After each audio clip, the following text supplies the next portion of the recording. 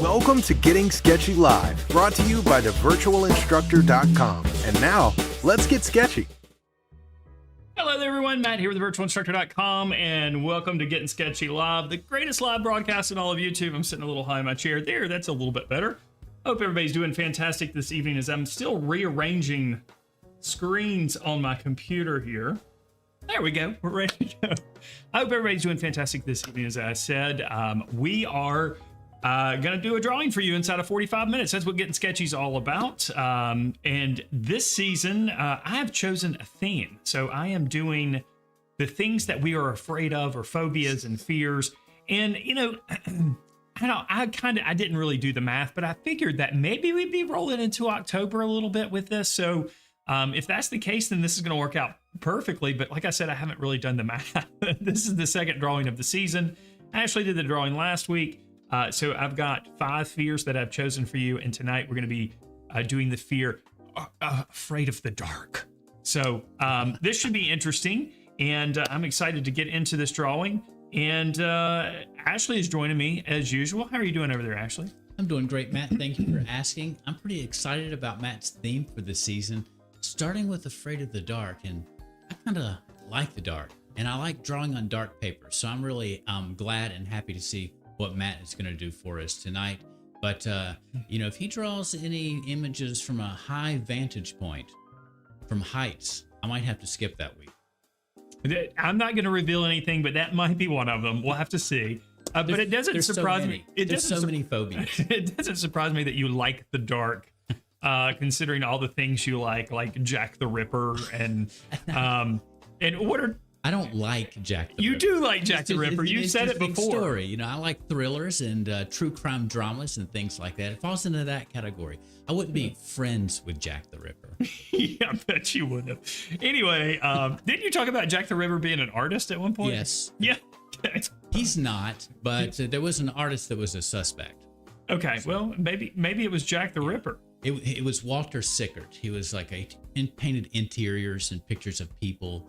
Figures, a lot of ladies of the night, I guess, perhaps. And so he was a suspect, but yeah. I don't think it was him. He's just a really good artist, Walter Sickert. So you should check him out. Oh, well, we're not going to be drawing Jack the Ripper in this season, but I will tell you, if you're watching the live version of this, there is a chat box. Of course, you can post comments and questions. If you do have a comment or question that's directed at Ashley or I, we ask that you use the super chat function. That will get your comment or question predominantly displayed in the chat box, and we'll do a little cheer for you too. Not us cheering, but it's a fun little thing. And I've turned the volume down on it too, so it should work just fine. Anyway, ask questions, comments as we see them pop up. We'll do our best to answer them for you. The reason why we ask that you use the super chat function is because here on YouTube, there's a lot of people watching the video. The chat box rolls pretty quickly. And since we're going to be concentrating on our drawings, we really can't spend a lot of time, answering questions. But if you do want your questions to be answered one-on-one, then we do have our live classes that we do each week over at thevirtualinstructor.com. Right. We have 2 live classes each week. Each one's an hour long, and we do those in series. Now, speaking of which, and you're here because you like to draw and paint, then you need to check out the membership program we have over at thevirtualinstructor.com. There you will find tons of courses and classes on every drawing medium and painting medium that you can imagine, and every subject matter you can imagine as well. There is so much content there. I have been making these videos and courses since 2009, I think. That's a really long time. So go check out the program over there. If you want to learn more about our membership program, which includes all the courses and classes, ebooks, weekly live classes, and a year-long curriculum for visual arts teachers, you can scan the QR code on your screen, or you can look for the link in the description below. Also, if you want to check out 3 of our course videos and ebooks for free, you can do so. There's also a link for that in the description below this video. If you join our newsletter, you'll get tons of free art lessons sent your way, and you'll also be notified when new lessons are posted, and this video too. I sent out an email today to people on the newsletter about Getting Sketchy tonight. All right. I think that's all the things we have to say. All the Man, I'm things out that of must be breath. said. I'm out of breath. That's a I'm lot of words. sitting here and I'm out of breath. I told Ashley before I was having trouble breathing this afternoon. My chest is all thick and We're going to keep an eye on him. Heavy. Make sure he doesn't go down during the 45-minute drawing. yeah. Right now, I'm going to go up. I'm going to move my chair up, and we're going to get into this one. So let's go ahead and switch over. All right, let's do it.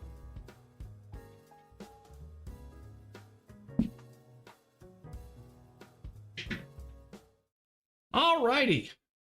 Here we are in front of us, the paper that we're going to be working on tonight, and I'm going to be working on black paper.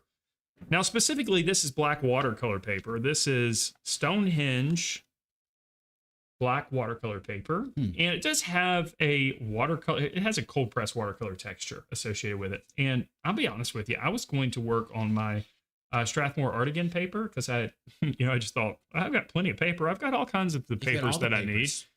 And I went over here to my shelves of paper, and my Artigan paper was a pack like this. And when I opened it up, there was no paper in it. There's paper in this one, but no paper in there. So we're going to be using the watercolor paper, which is going to work just fine. It's not awesome for erasing, which we're going to be doing, but it is still going to work great for what we're doing.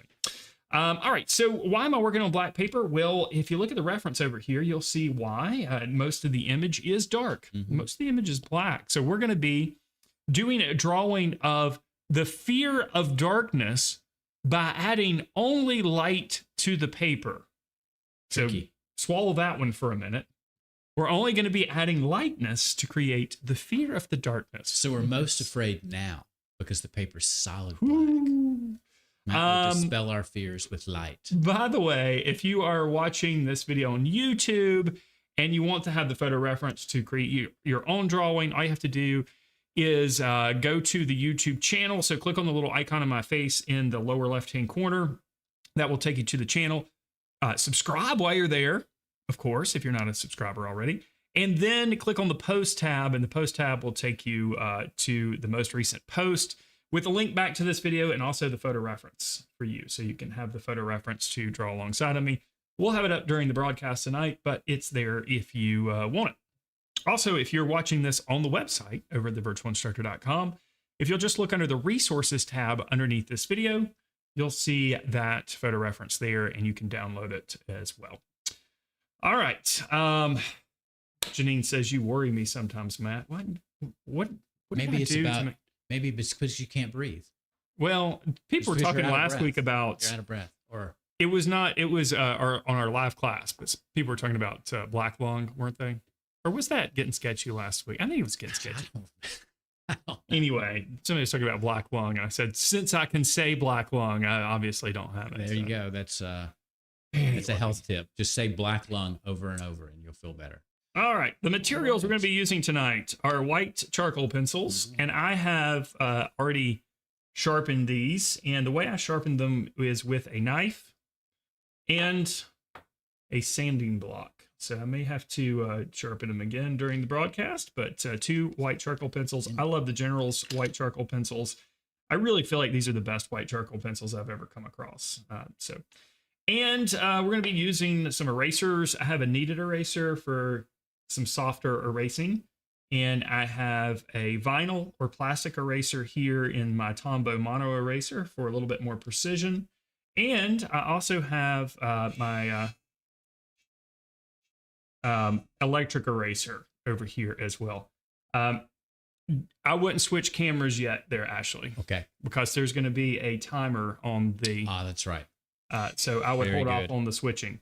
So I also have an electric eraser and a couple of blending tools here. I have a blending stump, fresh one. Look at that. That's kind of unusual for me.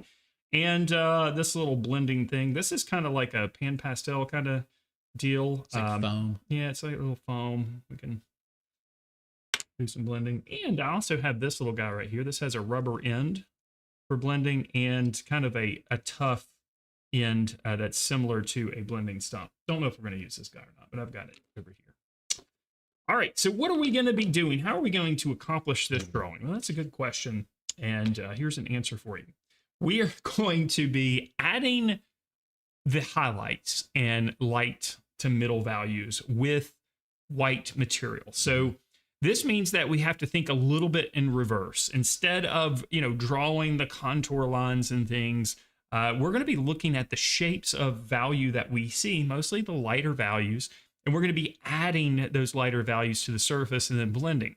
And then we're going to be using our erasers when needed to remove the white charcoal, leaving the dark areas. So you can call this reverse drawing, whatever you want to call it, but it is a little bit different than adding dark material to a white surface like many of us are accustomed to. So with that being said, we're going to need to be concentrating on the shapes of value that we see and not necessarily the outlines or contours, and not focus on that so much. The size of the paper that we are working on is 5 inches by 7 inches. All right. Okay, so not a very big drawing. All right, so the big focus here is going to be on the face. I'm going to start with the face, and then I'm going to just kind of branch out from there. All right, I think that's it, and I think we are probably ready to start the timer, and then once the timer starts, then we can be free to change the camera angles. All right, very good. The one little detail that I didn't cover with you. Okay, all right. Are we ready? I think everybody's ready. I'm ready. All right, I'm setting the timer now, 45 minutes on the clock. And go.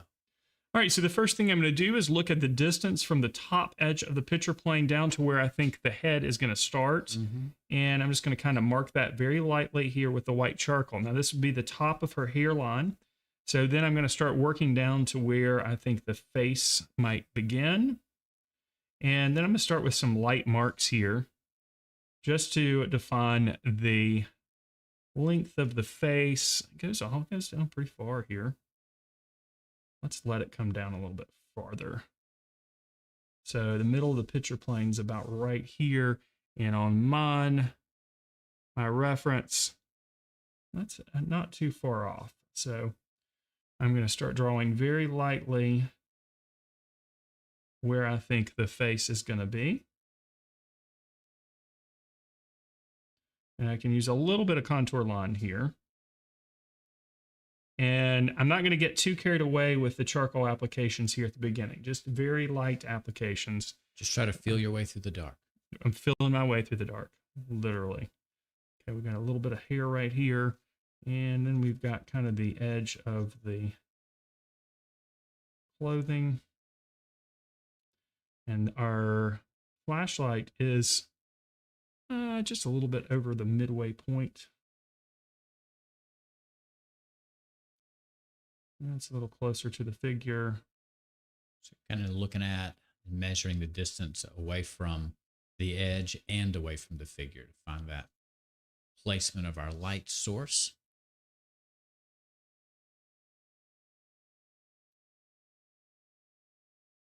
Maybe we'll move the flashlight out a little bit. So, it's just like we're drawing with, it's not just like we're drawing with dark media on a white surface, but I can use the white charcoal to kind of get some lines down, and then I can erase. It's no big deal. It erases pretty well. It erases okay. It's called white charcoal. It doesn't erase as easily as fine charcoal, but it erases. It erases a lot easier on the Artigan paper than this watercolor paper, but okay, we're gonna get some fingers in there and just go back up here and refine the edge a little bit. I'm trying to get these little shapes in here. Now, if you're wanting to draw along and you don't have white charcoal pencils, you could use another white medium. You could use a pastel stick and maybe even go a little bit larger, same proportion paper, but maybe slightly larger. You could even use white colored pencil. It won't smear in the same way as some of the white charcoal, but you could still render with it nonetheless, controlling your lightness and darkness with pressure changes. Yeah, the blending, the soft blending is going to be really important here. So if you use colored pencils, you'll miss out on that. But like Ashley said, you can still draw with colored pencils. You'll just have to do your old blending, maybe with a colorless blender. Jan wonders if the figure in the background is just her shadow from the flashlight or a more sinister figure. Oh, it's definitely more sinister. Yes, there's a story that's unfolding here. She is looking in the wrong direction for her safety. The problem is here, I have got, with these lights, it's hard for me to see.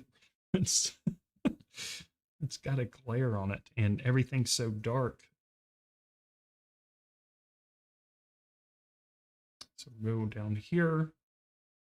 Edie wonders if you're going to change temperature in the terms of your white material. Would you use, or could you use a warm white on the objects up close and change to a cooler white for the background down the hall to create a little bit of separation of space through temperature?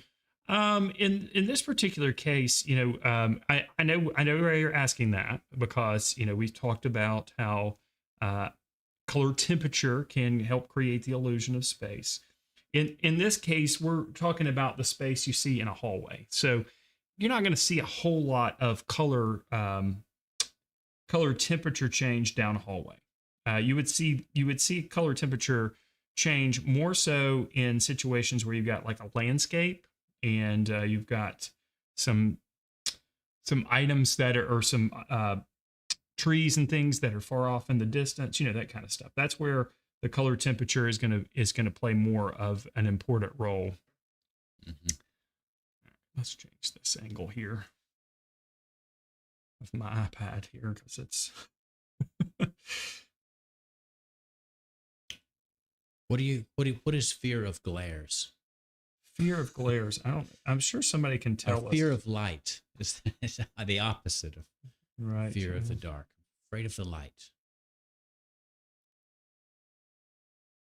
Buddy says that the title has multiple meanings. Facing your fears, or facing the dark, or pushing the darkness away is one. I like how the composition unfolds in an order of emphasis. The flashlight is the brightest, lightest spot. And so my eyes are drawn to it. Even though there's a face and the face is in the middle, I can't help but notice the bright white spot in the composition, and then immediately the woman's face. So I see the light, and then her face, and then finally the shadowy figure in the dark. So there's like 3 different places that my eye moves to in an order from left to right. I think that's nice. It's a way, that the emphasis creates movement across the picture plane. All right, once I get the basic structure of where everything needs to be, then we'll go back to the face and we'll start refining it. But these light areas are pretty important because they define the silhouette of both figures. Mm-hmm.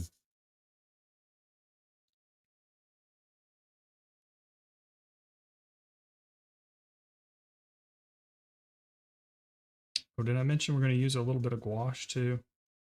And you know what I just realized? I didn't bring any water over here. Actually, you might have to get me a little bit of water. So we're going to make that flashlight really light. Make it the strongest area.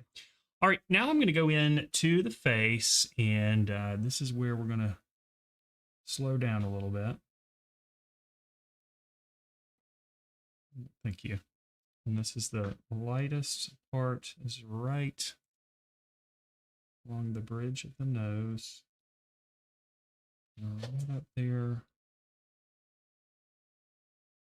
Buddy, I see your question about paper. Matt is using black Stonehenge watercolor paper. So, it sounds a little bit irregular to have black watercolor paper, but Stonehenge does make a black watercolor paper watercolor paper for opaque watercolors, or you could use just a standard gouache, which is a type of opaque watercolor paper on that same paper. So my guess is that it's nice, high quality cotton paper, but black instead of white, made by Stonehenge.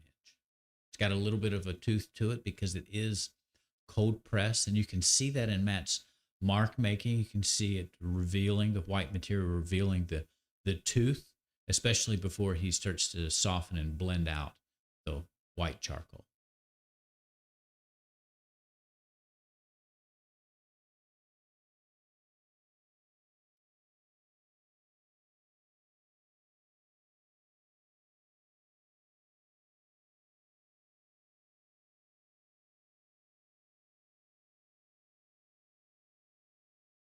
The scene has a lot of tension because we know there's a sinister figure back there. It's like when you watch a horror movie and you know they shouldn't open the door, or she just needs to turn around. Turn around. You can scream at your screen, but she's not turning around. All right, just using the eraser to kind of clean up some of these shapes and maybe make some more dark shapes before I go in with the blending stop here.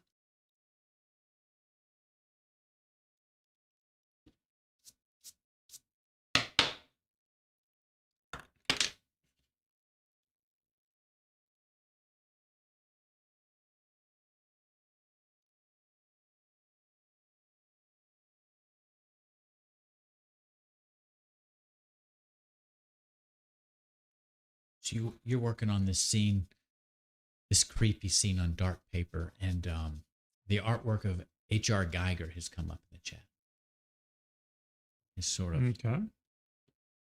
otherworldly, alien, if you will, kind of scary or disconcerting imagery painted with an airbrush, mentioned in the chat. Yeah, I used to see his artwork back in the 90s at Barnes & Noble or Borders, those coffee table books. There was several of those, I think, that featured his artwork. His artwork, I don't know this. I'm not sure. So maybe you guys can tell us. But his artwork had those alien-like figures in it, like the movie Alien. His artwork came first, is that right? And then the alien in the movies, Alien and Aliens, was based on his artwork. Is that right? I don't know. Not sure which came first, the H.R. Geiger artwork or the first Alien movie. I don't know the answer to that one. Okay, so once I've got a little bit of blending in place, I can go back in and make some things a little bit lighter. So with the blending, some of the black of the paper softens the intensity of the white. So that gives us those grays.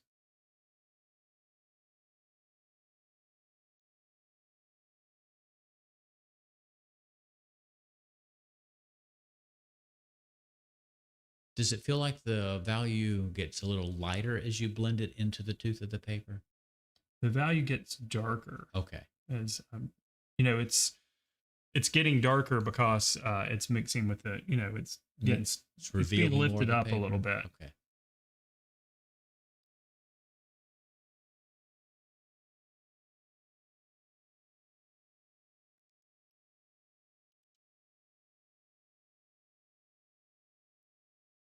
He says, I love it when they go, like people in scary movies. I love it when they go towards the strange sound instead of running. And they never turn on the lights. I do that. When I hear noises in the middle of the night, I get up often enough because I live under trees. It's usually probably just little branches hitting the roof. And I'll get up and sneak around the house and make sure there's nobody out there. Nobody's trying to break in. Well, you said you like the darkness. So I don't turn on the lights. You're just going out there to be with your cronies. Yeah, I don't want to turn on the lights because I want to get the drop on them. See, my theory here is that if there were to be a break-in, I know my way around my house in the dark better than someone else. So I would have an advantage. I see. Sounds like the makings of a horror movie victim to you guys, though. Maybe so. All right, we got some work to do on this mouth. Well, you got time to do it. I know. I got Plenty of time. I know there's lots of time for this one because it's the same amount of time, but because right now it kind of looks like Michael Jackson is in the hallway.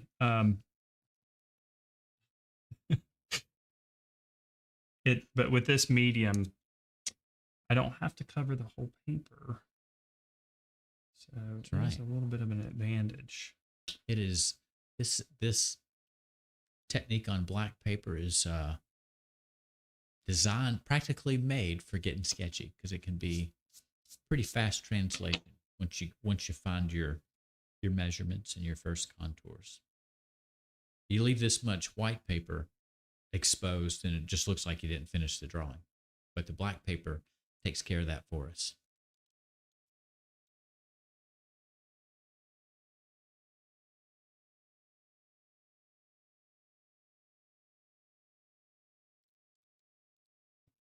Lord Idgen says those art books of Geiger's are really expensive now. I hate that I thumbed through them dozens of times and never bought one. Could have a collector's piece. Buddy wonders if this paper would be a good choice for gouache painting. It's an excellent choice for gouache painting, and I have a lesson on using this paper for gouache. There you go. It's called black watercolor paper.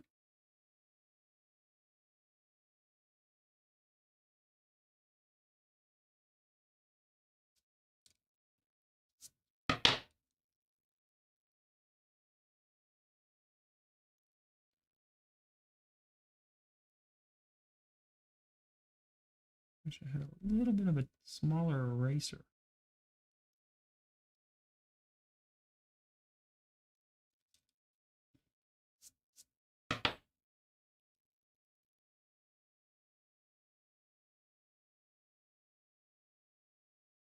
So I'm going to spend most of my time on the face, because the rest of this is going to be a lot quicker and is not the primary focus of the image. That's true. That's right. Amanda has a comment and question. She says, since you are drawing people, it makes me wonder if we should draw what we see.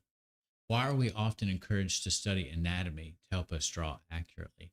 That's a great and often debated question. Yeah, I am. There are a lot of schools of thought where people believe that you should know all the anatomy in order to draw it. However, I am not necessarily under that. I don't feel like it's necessary to know the anatomy in order to draw it. I like to draw man-made objects, Matt, but I've never studied injection molding plastic materials to understand how to draw plastic objects. What a great point. You know, is. Yeah. Just look at the colors and the shapes and forget what the subject is, and you end up with the subject if you're accurately recreating those colors and those shapes. You know, I think if you're doing a lot of drawing from imagination, then yeah, you probably, if you want to be a comic book artist or whatever, I could see that. Then yeah, I can see how knowing all the anatomical parts would be advantageous. So you don't leave them out. But if the reference is in front of you, they can't be left out because they're staring right back at you, like the humps and bumps of the elbows, things like that. I know I took 4 years of figure drawing, and never, when I was in college, and never did we have to learn or really even talk about the actual parts, of the body and their technical terms and things. Sometimes people take that, in my opinion, too far. My professors used when they would talk about the body and the bones, they would use the accurate name of the bones. So it would help me to study anatomy in as much as just to make sure I'm looking at the right part of the body. When they say tibia, I'm not looking at an arm, just to make sure I could understand them. But I had to learn all the bones of the body in anatomy in high school. So I was already Right. prepared. And that's as far as I went in terms of studying the uh, names of internal body parts that I understand the bones kind of push out. They create the landscape like contours of a body. But there was an artist that we've talked about before. His name was Ingres, pronounced Ing, or that's how I pronounce it. And he talked about this, I guess, in the I guess it was the late 1800s, early 1800s maybe.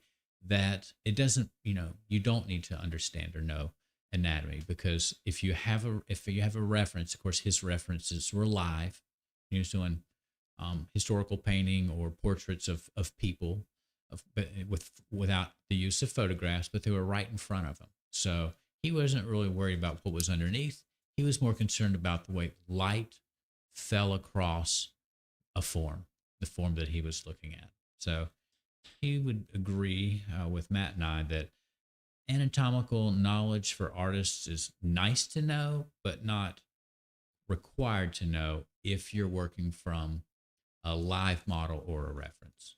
I totally agree with Matt. If you're working from your imagination, and you're perhaps a comic book artist, they're maybe the very best at drawing people from all the different angles from their imagination. It's probably good to study that, or just do lots and lots of figure drawing. My imagination becomes stronger in terms of being able to draw from my imagination by drawing more from observation. When we draw from observation, it's like taking notes on life. We're collecting visual information, the way things look, or the way light looks on different surfaces, or different surfaces, radii, different curves. And you just kind of, absorb and memorize that. And then you can call upon those memories purposely or indirectly when you are working from your imagination.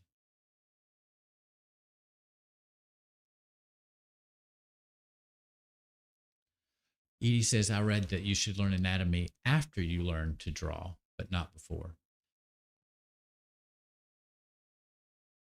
Perhaps. I've learned more about anatomy in the last few years just to try to figure out why my joints hurt sometimes. So I know the names of a lot, or know of the names of smaller muscles and tendons around my elbows and in my hands, more than I ever did when I was learning how to draw people in hands, just to try to figure out what the name of the part that's not working as well on myself is called.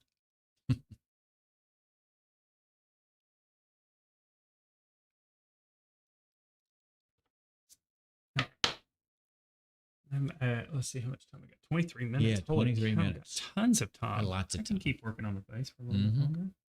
You got plenty of time to refine those shapes, the planes of the face. It's really just the front of the face that Matt has to draw. Once we reach the corner of the face, it just disappears in the darkness. It's just kind of a little tiny area that.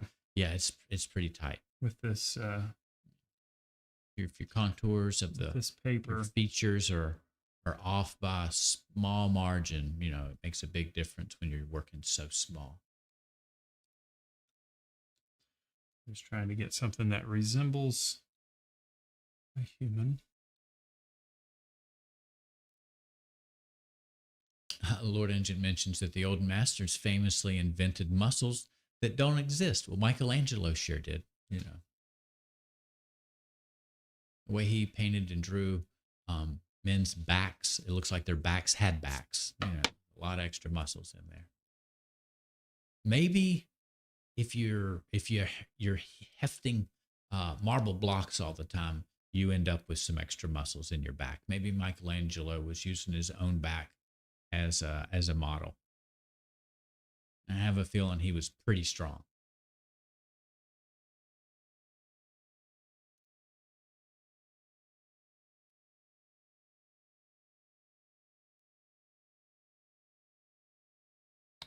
I'm starting to get some stronger light in here. As much of the paper tooth that I've got left.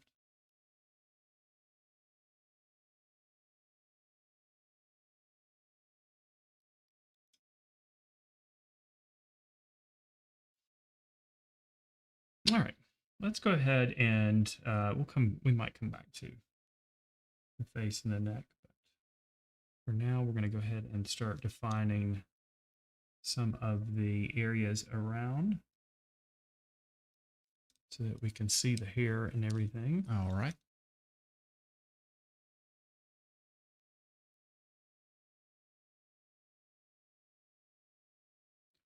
I say that we're still working here. Yeah, you guys are talking about Conan art by Frank Frazetta, and before Frank Frazetta, boy, wasn't his art great. And I know he was a book cover illustrator, and in my opinion, he's one of the best painters ever. And of course, he was working from his imagination and from models, and then he was better than most. He was changing what he saw from models to be even I wouldn't call it abstract, but definitely stylized, possibly improving what he was looking at in terms of models and photography. So what a wonderful and creative artist. And there's a couple of works that he did for book covers that he went back and redid because he was under such tight deadlines sometimes that he would crank out a painting and it would get used. But then he would revisit the concept or the composition and do it again the way he wanted to because he would have more time. So quite an inspiration in terms of the pursuit of greatness. And just as good as the Conan book covers that Frank Frazetta painted are those original Conan stories written by Robert E. Howard. I like the later ones also, but the originals by Howard are fantastic. And I read them all when I was growing up, and now I listen to them over and over as audiobooks. Just wonderful sword and sorcery stories. All right, let's start pulling in some of the hair over the top of these light applications. So to do this, we're going to use the eraser.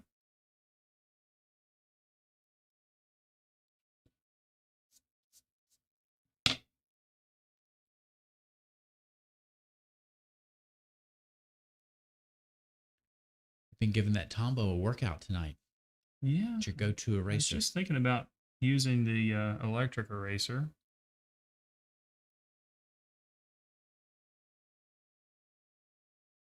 Matt, we've got a super chat from Shell Bell. She says, have you ever used a squiggle grid for a portrait? Like with the wavy lines so that you get a distortion? Is that what you're talking about? That's what it sounds like to me. I have, if that's what you mean, with the sort of the wavy lines to distort a portrait, I have not done that.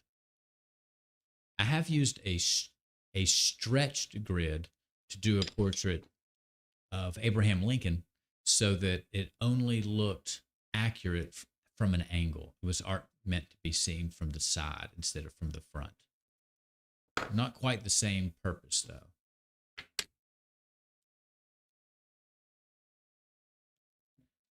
Matt, we'll have to give Shell Bell a cheer.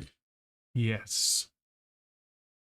Thank you for your question and for your support. And if I'm thinking of a different type of grid, then you be sure to let me know.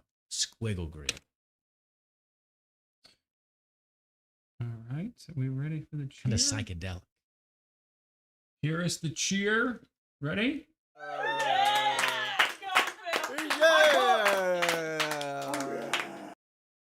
Thank you so much for that, Shell Bell. And that cheer really appreciate never it. gets old. Yeah. Debatable. Maybe we could subtly add to it over time. Have butterflies come out of our mouth or something while we cheer. That's definitely an idea. Oh, Janine remembers that I did a distorted drawing of my kitchen with my wife and son in the kitchen. That's right. And it was like a rounded or curved grid, like the type of way latitude and longitude look on a globe. So all the lines were bending out away from the center. That's right. So they weren't squiggly lines, but they were curved lines, a grid made of curved lines to create a fisheye effect. So that's similar. Thanks for reminding me. My son hates that drawing. His hair was kind of long and he's cut it short since, and he wants me to edit that picture. I said, no, it's a moment in time. We've captured a moment in time.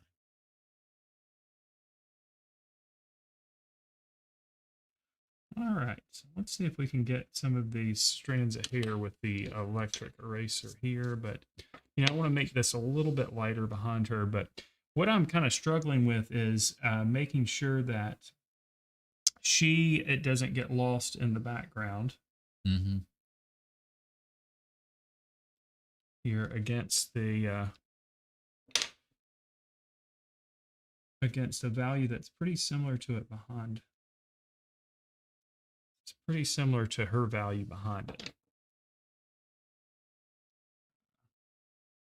I think I could work on this face for another hour.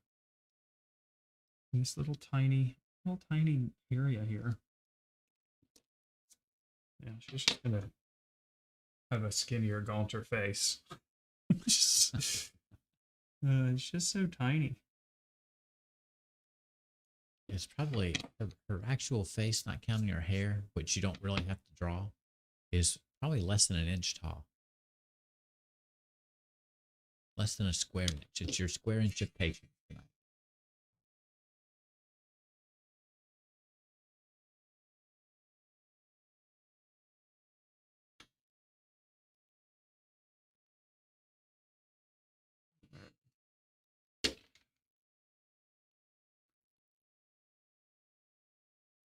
So just a reminder, this artwork is 5 inches wide by 7 inches tall. It is on black watercolor paper made by Stonehenge. And Matt is using a white charcoal pencil made by Generals, top pencil brand company.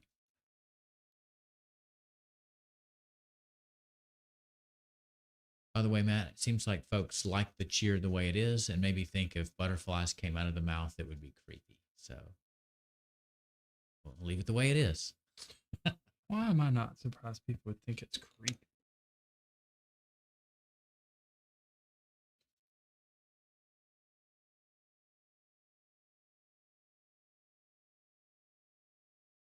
Okay, so we're just going to kind of insinuate the details behind her. Mm-hmm. Let some of these things kind of fade out and just be suggested.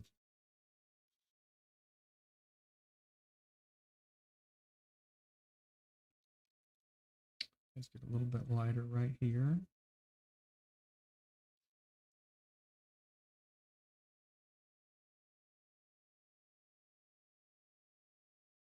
You're going to be able to see the edges of the flashlight.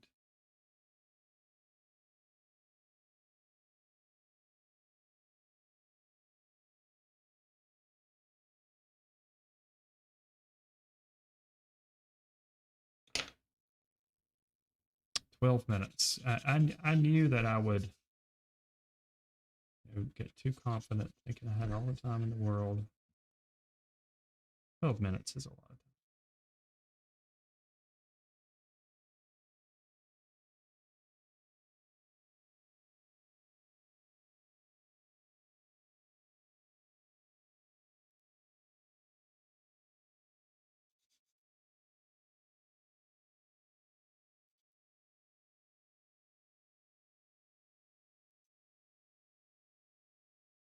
Just a little bit of the material there. All right, let's get these fingers in there.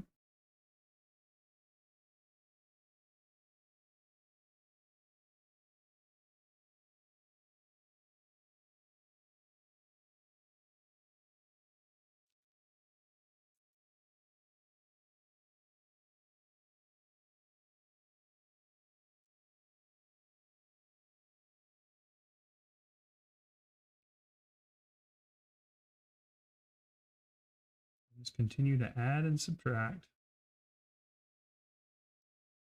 Yeah, when you're working with this medium, you can just kind of add more material than you need and carve it away with your eraser. Since the dark or the blackness doesn't represent emptiness, it just represents a shadow.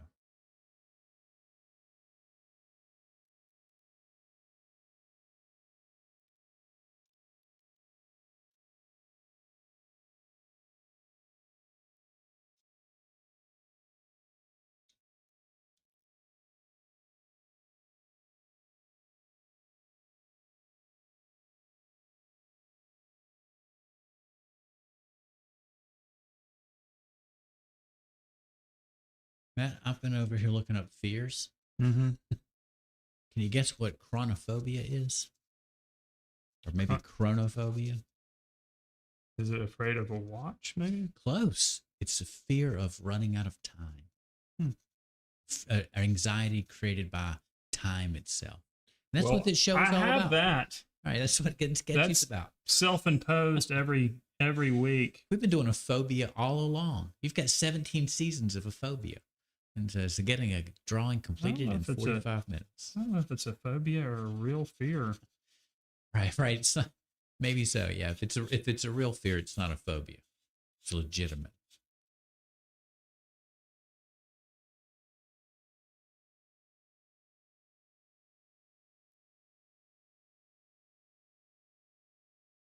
Ooh, Buddy is adding to the story. She says, "I'm curious about what the woman might have heard as she turned on the flashlight. Maybe she's looking for the breaker box. The power's out. It's rainy and stormy, and she's gone down into the dank basement to see if she can turn the breaker back on. But it was really turned off by the sinister figure in the background. He's led her down there.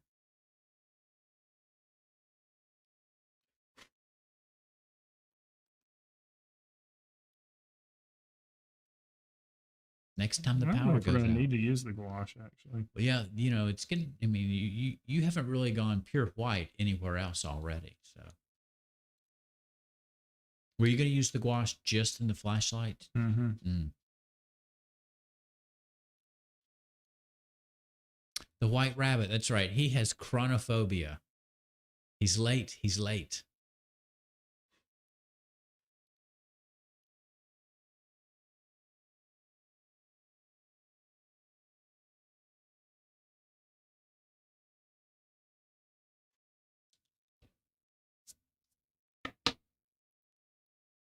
Let's see if we can get that as strong as we possibly can.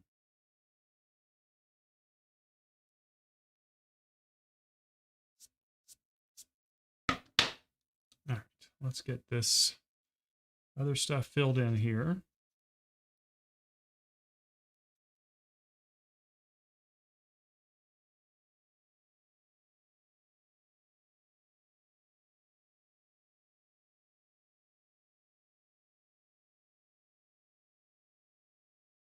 Has to be real subtle around this figure. Mm-hmm.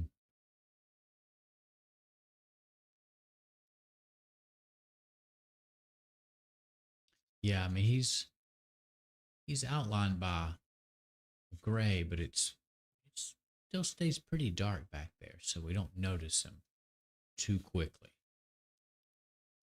That's what's cool about it. Controlling the unfolding of the story here through value.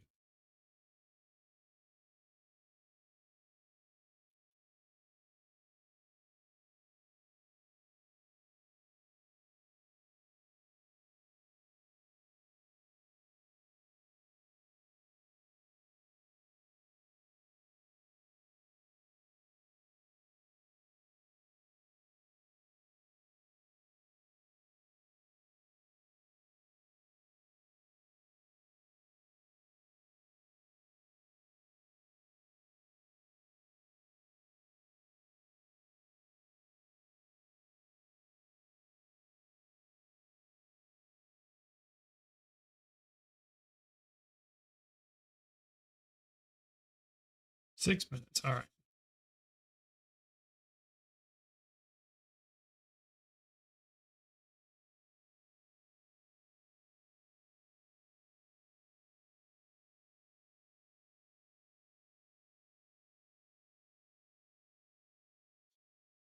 No questions or anything tonight, huh? Oh, we're talking about all kinds of topics in the chat about staying safe.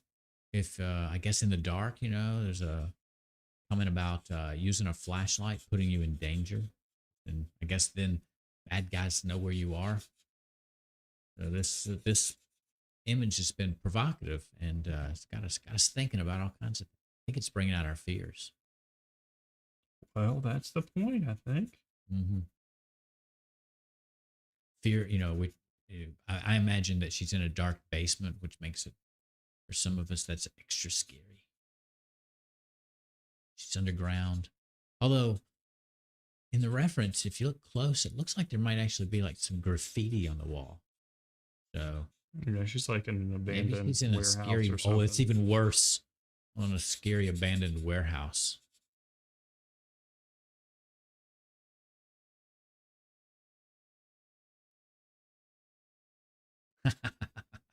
James says, "I'm hoping that's the maintenance man behind her coming to fix the lights."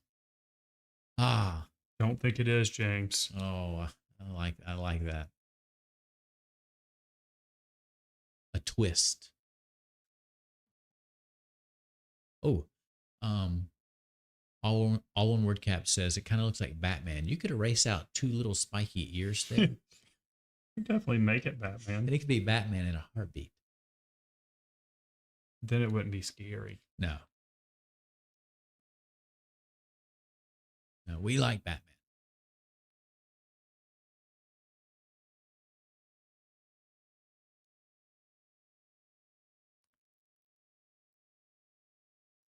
Jen's got a tagline for the show. She says, "Gettin Sketchy, providing nightmare fuel every week." Oh, yeah. Well, that'd be every other week because I'm not going to do phobias. So we'll let Matt scare us every other week.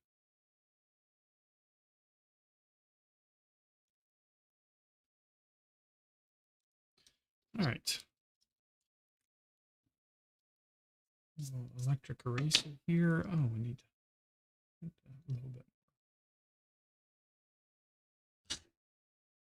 Bear in the Garden says, "My art room is in the basement.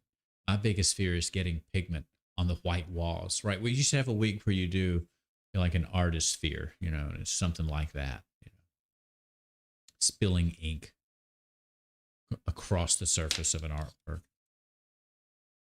Done that.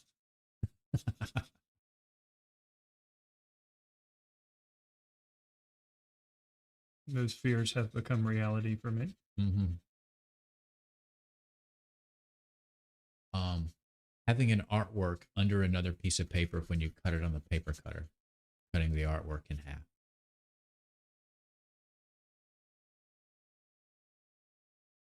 I have not done that, but I think I know someone who has. Oh, you know somebody who's done Yeah, that? they had a student's artwork was on the paper cutter, and so was a large piece of paper on top of it. And they slid that large piece of paper over and cut it, and cut about a triangular third of the artwork. Was it most of the artwork? It was ruined. It wasn't directly in half. It was like it cut at an angle. Adding some more indications of some hair coming out here.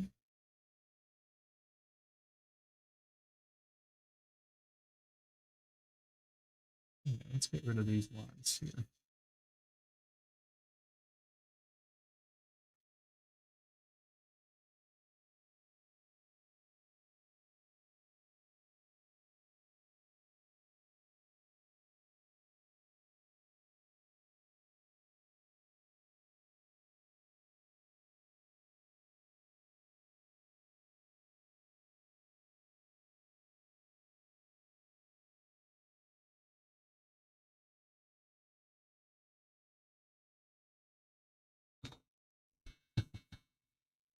Mark in Myrtle Beach says, Where did the reference come from? Matt's basement?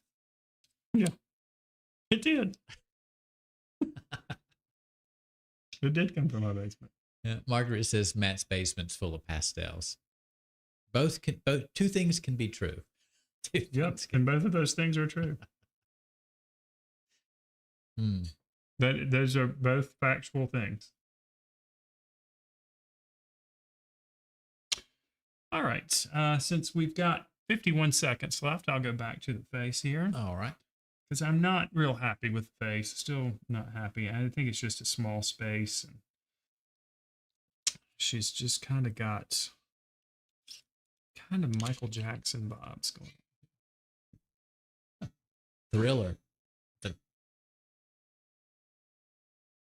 Add some more here so it's even more Michael Jackson like. In the dark, scared of the dark. Yeah, my kids love Michael Jackson. I think he's more popular now than in the 80s. Well, That movie came out, my daughter went to see it. my son's seen it twice. Oh, gosh. Oh, you know what? She's got little reflections on her jacket here. Little buttons. Well, there's one button that I see. Oh, and there's kind of some zippers here. Ah, it's a Beat It jacket. Oh, I like that.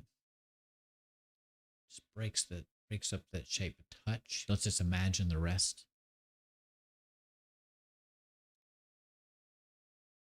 Yeah, because I can't see it. Can't see it at all.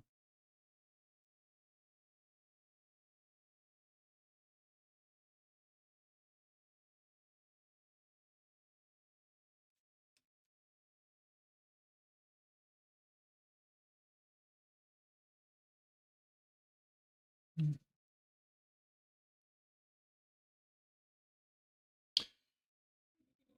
want to have more crisp detail in the face.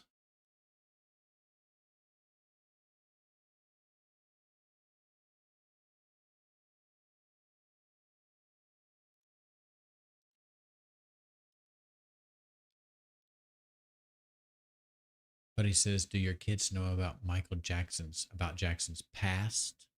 What do you mean? You mean the Jackson 5? You're talking about the Jackson 5. That Michael Jackson was never proven that any of that stuff that was said about him was true. All conjecture. None of that is proven, and you have people on both sides say that there are people that say that stuff was true, and there's people that say there's no way that stuff's true. So Nowadays, there's somebody on both sides that says about everyone, it seems. The age of misinformation. Who knows what's true?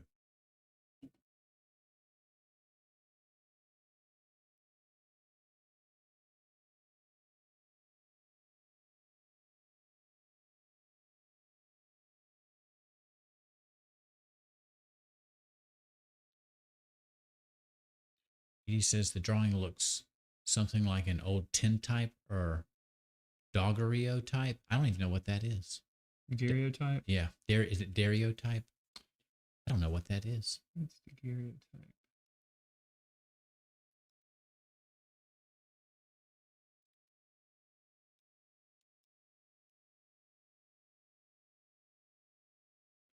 All right, I know my time is up.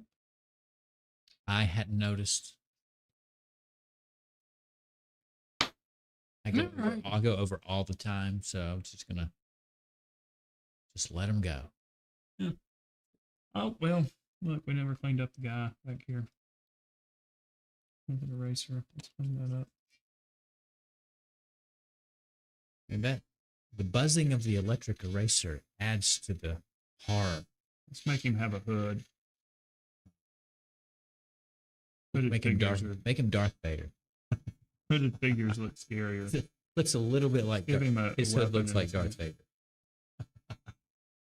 Oh yeah, now he looks like the guy from I Know What You Did Last Summer. Mm-hmm.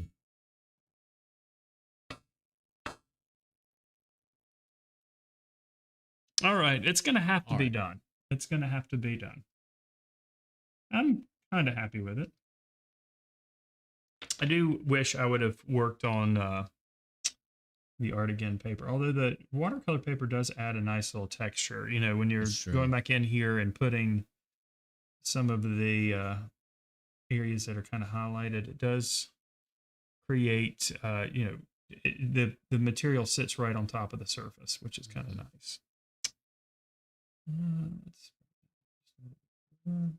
Well, Liz in Colorado says that made a big difference, the highlight on the nose and the chin. Yeah, if I kept fuddling with it, I'd be able to get everything in the right place. But it's just so tiny on here. And in retrospect, I wish I would have made this drawing a little bit bigger. But I can't do that now. Yeah, you probably, we don't usually go bigger than this size in Getting Sketchy, but on black paper, you can get away with it because there's parts of the paper you don't have to address. You could have pumped it up a little bit. I think 5x7 is what I worked last week too. It's just the working area for the face. Like in order to get into here and do some erasing. Mm-hmm. I mean, yeah, Enrique says small face drawings are tough. They sure are. But one of the first commissioned portraits I did was a strange request. A family wanted portraits that included everyone, but they also had the place picked out. They wanted to hang the painting, and they wanted them to be full body portraits. So they had to be small. It's like I was painting of a family of Barbie dolls. That's about how big all the figures in the painting were. And I really struggled with the faces on a couple of the family members, and it actually fully repainted a couple of their faces about 3 times before they just looked right, because millimeters make a difference when you're working so small. So, with heads, I'd rather, work. You can't, there's a weird size. Like you have to work life size, or you need the head to be half of life size or smaller, which presents a challenge. If you work between half size and life size, it just seems you've painted a small head. So there's a weird area where you really can't do a portrait. So small is okay, but the smaller it gets, the more challenging it becomes. Somebody said it kind of looks like Darth Vader. It does look like Darth Vader. Let's change it back. Right. When you put the hood on there, it started to look like Darth Vader. Yeah, I don't like the Darth Vader. That makes it look comical. There we go. Scary. Yeah, that's probably a good call, just because Darth Vader's helmet shape is so iconic. Then it becomes, I'm afraid of Darth Vader. I can put a big, like a red lightsaber back that's there. What I was gonna say. Just all right. After the show is over, you can do anything you want with the drawing. Then it would look like you've got to put a red pastel strip back there. Then it would look. Then she could have a green lightsaber. It would be perfect. Mm-hmm. All right. Like I said, I could sit here and I could really mess around with this face for a while. But we gotta stop because we got another lesson. I guess. Yeah, we got another show. You guys are gonna be there. Many of you will, and if you're not, you can be tonight. That's correct.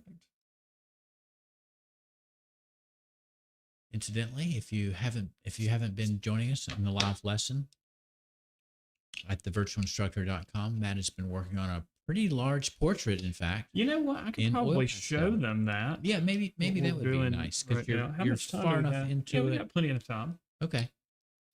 All right. Did anybody want to comment any more on the drawing before I move this out of the way? This drawing definitely captures the feeling of fear. Really well done. And then we've got some Darth Vader comments. Yeah.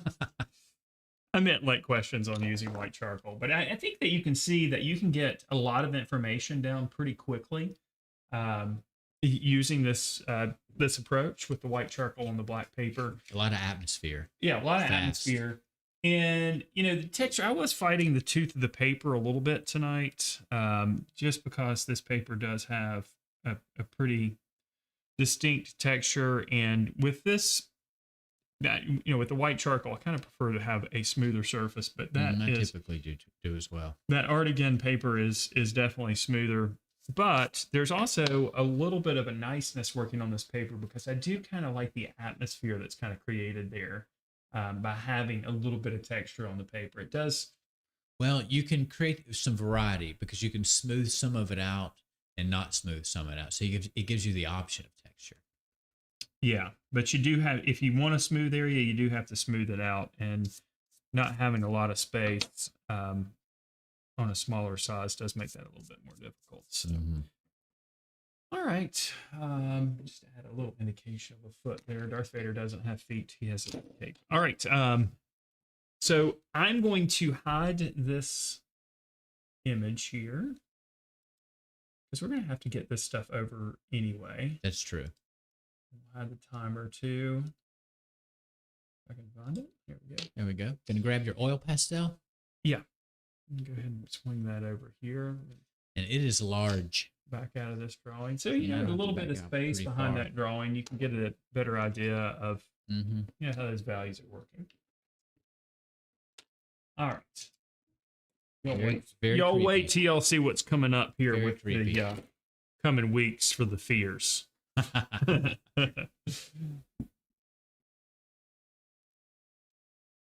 Now, I haven't, I think I'm going to try to spin my first drawing into a theme. So we'll talk about that next week. Okay. All right. So this is oil pastel, and we're doing a drawing of my youngest daughter. And it's a pretty large drawing, as you can see. But what we're doing is we're applying the oil pastel, and then we're using a shaper to move the oil pastel around on the surface and get it as precise and detailed as we need it to be. So if I zoom in a little bit closer. A little different than maybe how you've seen us work with oil pastel on Getting Sketchy. Yeah, this is a very controlled approach, as you can see. Yeah, that wreath looks, that wreath of flowers looks great, Matt. You did, I think you did about two-thirds of that for homework since last. I did. I worked from here to there. Yeah. So tonight we're going to be working on the hair. We're going to go back over here and start working on the hair. But so far, this is what we're doing tonight is lesson 8 in this series. So this kind of stuff we do for the live lessons. On Mondays with Matt, right now we're going through the acrylic painter starter series, and we are on the 3rd painting in that series. And of course that's working with acrylics, but so, if you're interested in this kind of stuff and you want to see more in-depth drawings, other than what we do on Gettin Sketchy, we're creating sketches. For the live classes that we do at the Virtual Instructor, these are complete pieces of artwork. So if you like this kind of stuff and want to be a part, join our community, which is really kind of like a family. There's fewer people in the chat, so we read and comment on many more of those comments and questions. So you can get your questions answered, whether they're about the artwork that Matt or I is working on, or about the art that you're working on. You can still just talk about it, and we talk about it with other folks in the chat. They're a very helpful group. So again, if you want to join us, there's a link in the description below. You can join right now. Everybody starts with a free trial for 7 days. So you can try out the program, get everything that we offer for 7 days. So anyway, kind of stuff we do in the live lessons, pretty different from Gettin Sketchy. All right, let's wrap this up, and I'll get my oil pastels out and get ready for the next show here. We'll go ahead and switch back over.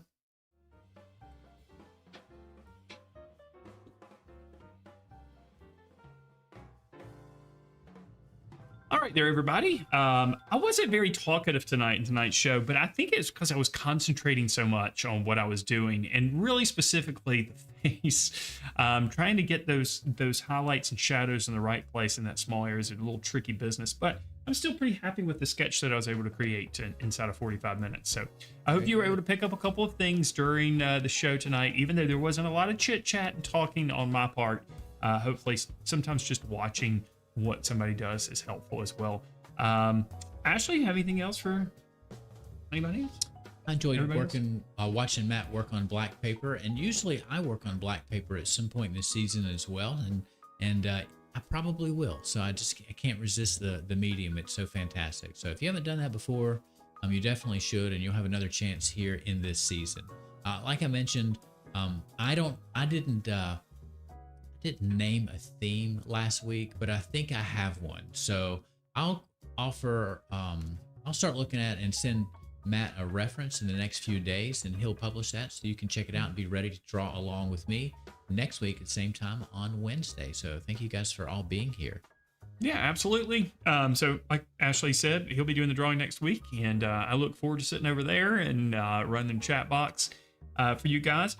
So have a great evening, everybody. If you're going to join us over at the Virtual Instructor, we'll see you in just a few minutes as we shift gears totally from drawing loosely with charcoal to drawing tightly with oil pastels, which sounds kind of strange, but that's what we're doing. All right, with that being said, we're going to sign out. Good night, everybody.